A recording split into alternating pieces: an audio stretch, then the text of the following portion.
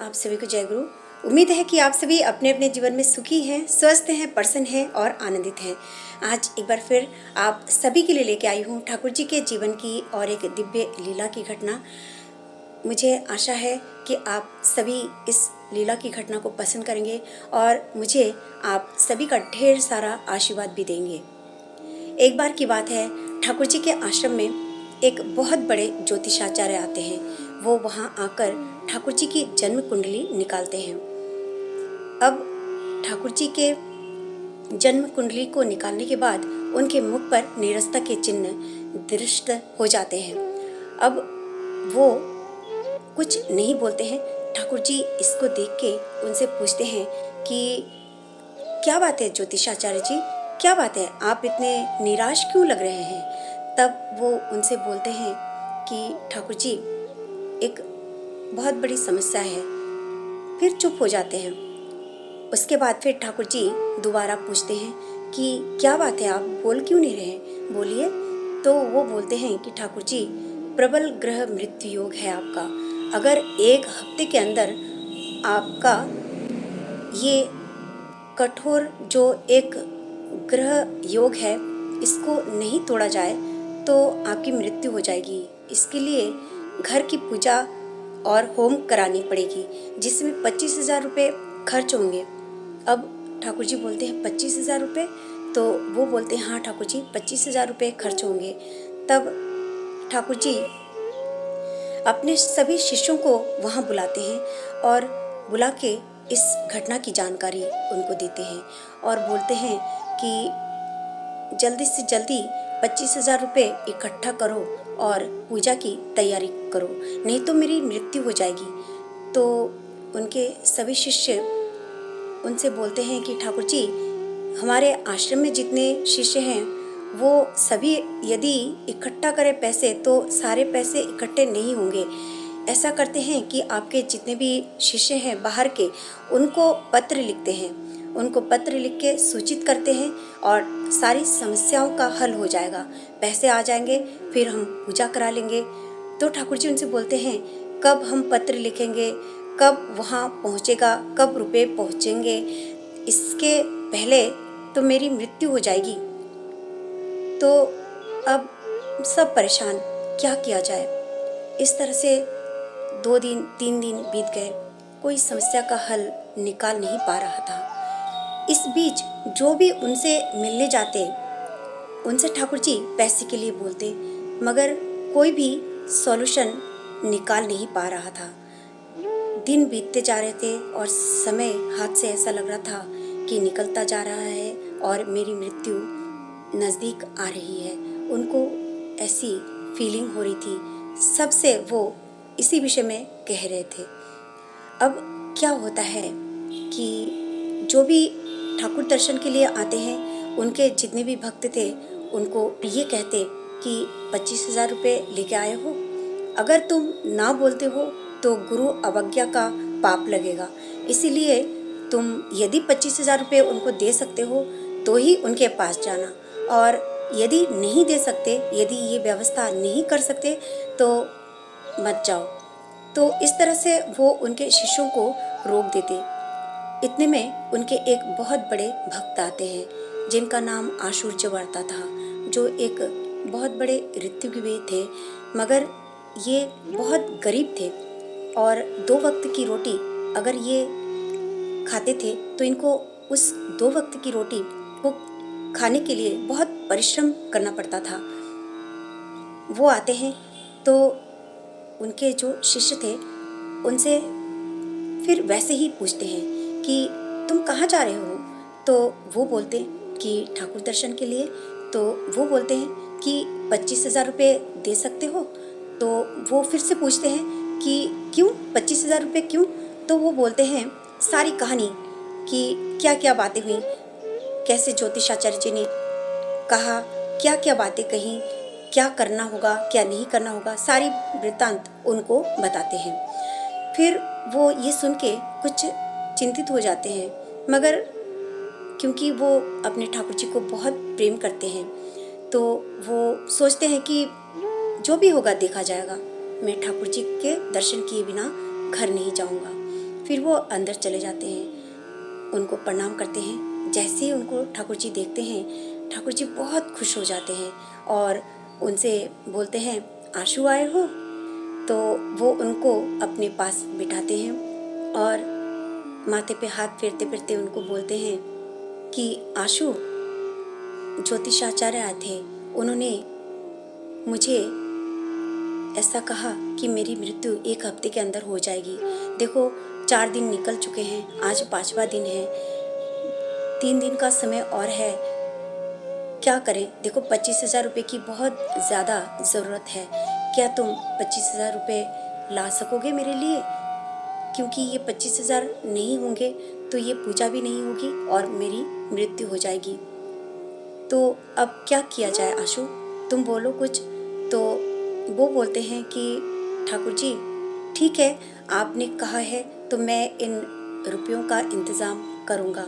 वो ठाकुर जी को मना नहीं कर पाते, पता नहीं क्यों उनको ऐसा लगता है कि मैं ठाकुर जी को मना कैसे करूं, क्योंकि मैं तो ठाकुर जी को बहुत प्रेम करता हूँ। ठाकुर जी ने मुझे इतना कुछ दिया है, बिन मांगे मुझे इतना कुछ मिला है, तो मैं उनके लिए अगर इतना भी नहीं कर सकूं, ये सब विचार उनमें आते हैं और वो ठाकुर जी को हाँ बोलते हैं। उसके बाद वो वहाँ से ठाकुर जी को प्रणाम करते हैं और वो बोलते हैं, ठाकुर जी अब मैं जाता हूँ। तो ठाकुर जी बोलते हैं कि रुको मोनी रुको, तुम्हें आज ही कलकत्ता जाना पड़ेगा, तुम कलकत्ता जाके 25,000 रुपये लेके आना।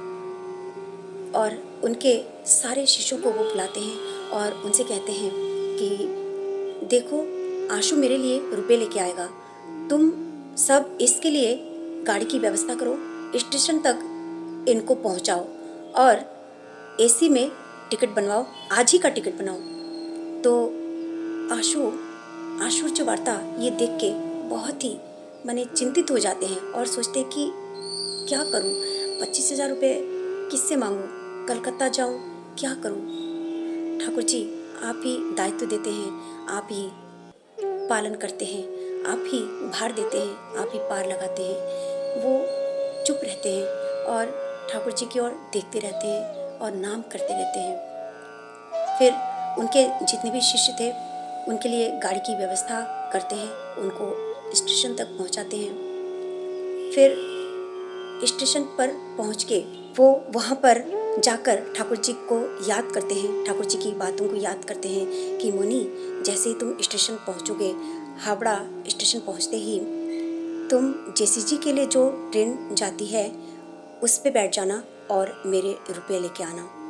वो वैसा ही करते हैं, ट्रेन में बैठते हैं, बैठ के रोते हैं और रोते रोते मन मन में कहते हैं 25,000 25,000 और नाम करते हैं और सिर्फ नाम करते हैं और रोते हैं कि मैं कैसे ले आऊँगा 25,000 रुपये, किस गुरु भाई से मिलूँगा और कौन मुझे देगा 25,000 रुपये, कैसे मैं इस पैसे के विषय में लोगों से बताऊँगा और कौन मुझे देगा।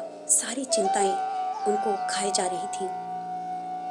ठीक उसी समय उनकी नज़र पड़ती है एक दंपत्ति पर जो ठीक उनके सामने बैठे हुए थे। वो उनसे बोलते हैं कि आप रो क्यों रहे हैं, आप रो क्यों रहे हैं भाई साहब?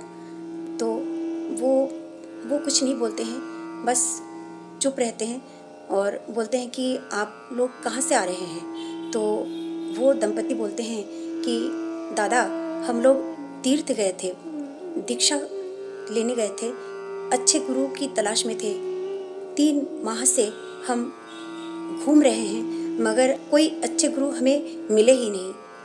अब दीक्षा बिना लिए ही घर वापस जा रहे हैं, हमारे लाखों रुपए इसके पीछे बर्बाद हो गया, अब बिना दीक्षा लिए ही हम जा रहे हैं। फिर क्या था, आश्चर्य वार्ता उनके मन में बस ठाकुर जी की बातें याद आ रही थी और वो ठाकुर जी के विषय में उनसे बोल रहे थे।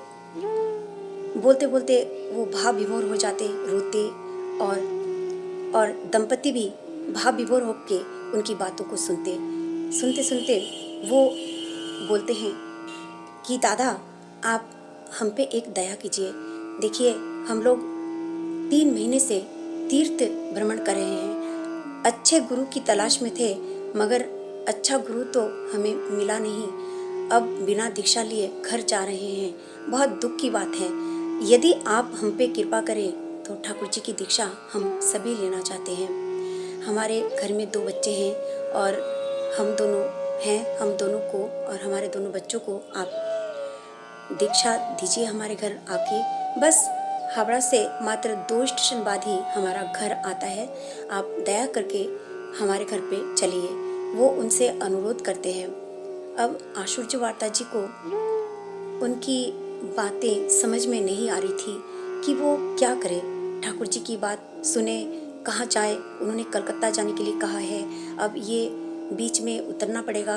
मतलब सारी टेंशन उनके माथे में घूम रही थी। फिर भी वो उनको हाँ बोल देते हैं और उनके ठीक 2 स्टेशन बाद उनके घर चले जाते हैं और घर जाके उनको दीक्षा दे देते हैं। किंतु दीक्षा देने के बाद उनसे एक बार भी पैसे के लिए नहीं बोल पाते। सोचते हैं कि ये लोग मुझे क्या सोचेंगे। अगर मैं इनसे पैसे के लिए बोलूं तो मुझे बहुत ही नीचा सोचेंगे और मैं कैसे पैसे के लिए इनसे कहूं। वो चुप रहते हैं और उनको दीक्षा लेके उनसे विदा लेते हैं और चलने की तैयारी करते हैं। फिर जाते समय दंपति के बच्चों को दंपति बोलते हैं कि जाओ बच्चों, इन्हें स्टेशन पहुंचा के आओ। तब उनके दोनों बच्चे उनको स्टेशन तक पहुंचाने जाते हैं। स्टेशन पहुंच जाते हैं, ट्रेन में बैठ जाते हैं। ट्रेन की सीटी बजने लगती है। ट्रेन धीरे धीरे चलने लगती है। वो रोते हैं और सोचते हैं अब क्या करूं, कहाँ जाऊं, किससे पैसे मांगूं, ठाकुर जी को कैसे बचाऊं। वो सोचते हैं, भाव विभोर हो जाते हैं और भाव विभोर होके वो कुछ बोल नहीं पाते। इतने में दंपति के एक बेटे ने उनके हाथ में 2 लिफाफे दिए, जिसमें से एक में लिखा हुआ था कि 25,000 रुपये ठाकुर प्रणामी और 3,000 रुपये ऋतिक दक्षिणा। अब इसको देख के और ज़्यादा रोते हैं। जब रुपए नहीं मिले थे तब भी रो रहे थे और जब रुपए मिल गए थे तब भी वो रो रहे थे।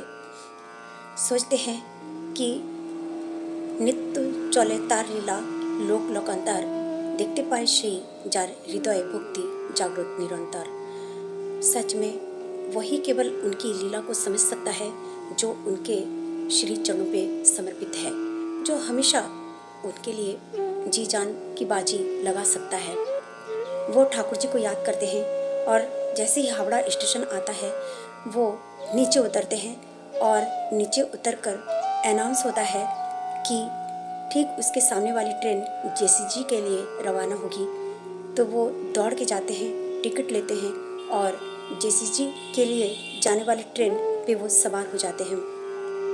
फिर वो ठाकुर जी की बात याद करते हैं कि देखना मोनी, जैसे ही हावड़ा स्टेशन पहुँचोगे तुरंत उतर कर एक टिकट ले लेना, जो जेसीजी के लिए जो ट्रेन जाती है उस पर बैठ जाना और मेरा रुपए लेके आना। ये चिंता करते करते, ठाकुर जी की बात याद करते करते, रोते रोते वो ठाकुर जी के आश्रम तक पहुंच जाते हैं। जैसे ही वो आश्रम पहुंच जाते हैं, ठाकुर जी के श्री चरणों में गिर के रोने लगते हैं और रोते रोते कहते हैं कि ठाकुर जी सब कुछ तो आप ही करते हैं, आप ही भार देते हैं, आप ही पार लगाते हैं। ठाकुर जी उनको देख के बोलते हैं कि मुनि, मेरे रुपए लेके आए 25,000 टाका इन्हें चो मुनि। वो रोते हैं और बोलते हैं कि ठाकुर जी आप ही तो ये व्यवस्था करते हैं, आप ही भार देते हैं और आप ही पार लगाते हैं। सच में ये बात है कि वही प्रकृति है, वही पुरुष है, वही आदि है, वही अंत है, वही रोग है, वही इलाज है, वही औषधि है, वही समस्या है और वही समाधान है।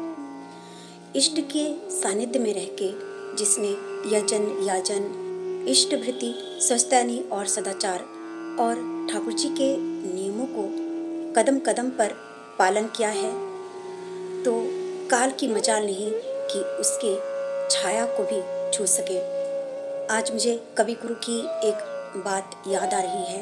एक बात उन्होंने कही थी कि दिलेम जा राज भिकारी रे স্বর্ণ হয়ে এলো ফিরে তখন কাঁদি চোখের জলে দুটি নয়ন ভরে তোমায় কেন দায়নি আমার সকल शून्य করে।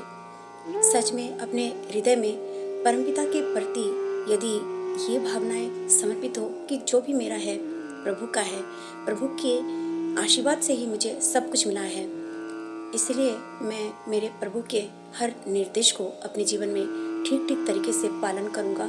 उनके निर्देशों को पालन करते करते यदि मेरी जान भी चले जाए तो भी मेरे लिए बहुत बड़ी बात है, बहुत उच्च बात है। यदि ये समर्पण हम सभी में आ जाए तो सच में उनकी लीलाओं को हम भी देख सकते हैं, इस तरह से अनुभव कर सकते हैं। उम्मीद है कि आप सभी ठाकुर जी की इस लीला की घटना को पसंद करेंगे और मुझे आपका ढेर सारा आशीर्वाद भी देंगे। आप सभी की मंगल कामना परमपिता परमेश्वर के रातुल श्री चरणों में करते हुए आज यही आप सभी से विदा लेती हूँ। जय गुरु, वंदे पुरुषोत्तमम।